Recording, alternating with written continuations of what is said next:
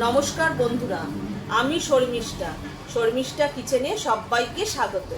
আজকে আমি আপনাদের সঙ্গে রুই মাছের ঝালের রেসিপি শেয়ার করব।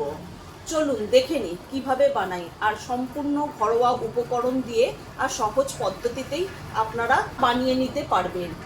রুই মাছের ঝালের জন্য আমি এখানে রুই মাছের মাথা, লেজা, পেটি, গাদা সব মিলে আমি এখানে নিয়ে নিয়েছি। রুই মাছগুলোকে ধুয়ে আমি পরিষ্কার করে নিয়েছি, আঁশটাকে ছাড়িয়ে নিয়েছি ভালো করে। দেখুন, এবার আমি এর মধ্যে নুন আর হলুদ মাখিয়ে নেব।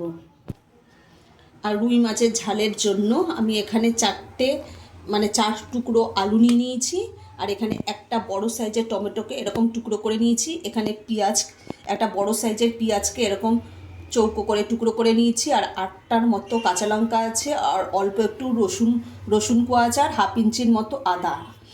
কাঁচা লঙ্কা, টমেটো, রসুন, পেঁয়াজ আর আদা এগুলো আমি মিক্সিতে পেস্ট করে নেব। পরিমাণ মতো আমি নুন দিয়ে দিলাম, আর অল্প একটু হলুদ গুঁড়ো দিয়ে দিলাম আমি। এবার নুন আর হলুদ গুঁড়ো আমি মাছের মধ্যে মাখিয়ে নেব।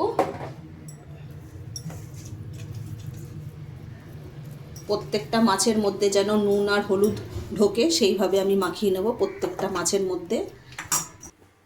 গ্যাসটা ধরিয়ে দিয়ে আমি কড়াইটা বসিয়ে দিয়েছি, আর কড়াইয়ের মধ্যে আমি সর্ষের তেল দিয়ে দিয়েছি। তেলটাকে আমি ভালো করে গরম করে নেব। তেলটা ভালোভাবে গরম হয়ে গেছে, এবার আমি মাছগুলোকে ভেজে নেব। আমি 3 পিস মাছ কড়াইতে দিয়ে দিয়েছি, এইগুলোকে আমি লাল লাল করে ভেজে তুলে নেব, এবং বাদবাকি মাছগুলো আমি এইভাবেই ভেজে নেব।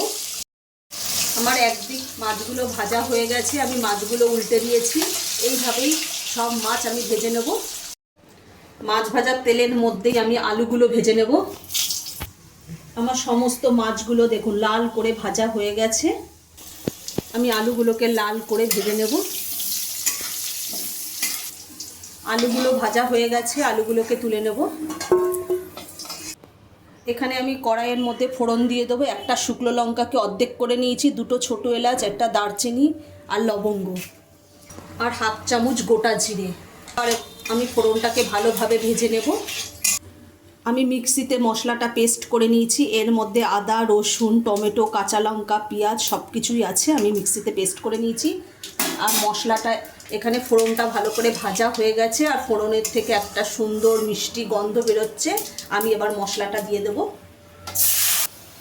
মশলাটার মধ্যে কিছু উপকরণ দিয়ে দেবো। এখানে আমি স্বাদ মতো নুন দিয়ে দিলাম।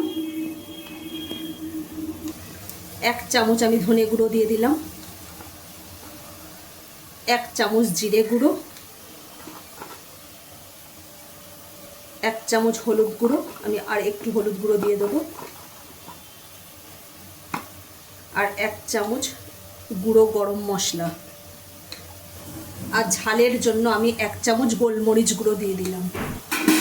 ঝালটা আপনারা আপনাদের পছন্দ মতো দেবেন। আমি আগেও 8খানা কাঁচা লঙ্কা দিয়েছিলাম, আবার অল্প একটু ঝালের জন্য গোলমরিচ গুঁড়ো দিয়ে দিলাম। ঝালটা আপনারা আপনাদের পছন্দ মতো দেবেন। এবার আমি মশলাটাকে ভালোভাবে কষিয়ে নেব। মশলাটা ভালোভাবে কষানো হয়ে গেছে, আমি আলু যে ভেজে রেখে দিয়েছিলাম আলুগুলো দিয়ে দেবো। আর এখানে মাছের একটু তেল আছে, সেটাও আমি দিয়ে আবার মশলাটা ভালোভাবে কষিয়ে নেব।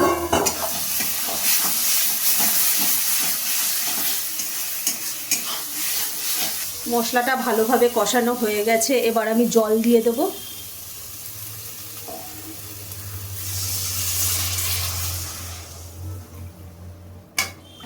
এবার ভালোভাবে নাড়িয়ে নেব একটু। ঝোলটা একদম টকবক করে ফুটে গেছে, দেখুন কত সুন্দর ফুটছে, আলুগুলোও সেদ্ধ হয়ে গেছে। এবার আমি মাছগুলো দিয়ে দেবো। ভেজে রাখা মাছগুলো আমি দিয়ে দিলাম। এবার মাছগুলোকে ঝোলের সঙ্গে ভালোভাবে মিক্সড করে নেব, নাড়িয়ে নেব। নাড়িয়ে আর একটু ফুটিয়ে আমি নামিয়ে নেব। তাহলেই আমার রেডি হয়ে যাবে রুই মাছের ঝাল। আমার রুই মাছের ঝাল একেবারে রেডি। এবার আমি নামিয়ে নেব। দুর্দান্ত স্বাদের রুই মাছের ঝাল পরিবেশনের জন্য একেবারে রেডি। আর একবার অবশ্যই আপনারা এইভাবে বাড়িতে বানিয়ে খেয়ে দেখবেন, একদম অসাধারণ। গরম ভাতের সাথে একদম জমে যাবে, একদম বাড়ির সবাই একেবারে চেটে পুটে খেয়ে নেবে। আচ্ছা, যদি আমাদের এই রুই মাছের ঝালের রেসিপিটা যদি ভালো লেগে থাকে তাহলে লাইক, কমেন্ট, শেয়ার এবং সাবস্ক্রাইব করতে ভুলবেন না। আর অবশ্যই বাড়িতে বানিয়ে খেয়ে দেখবেন।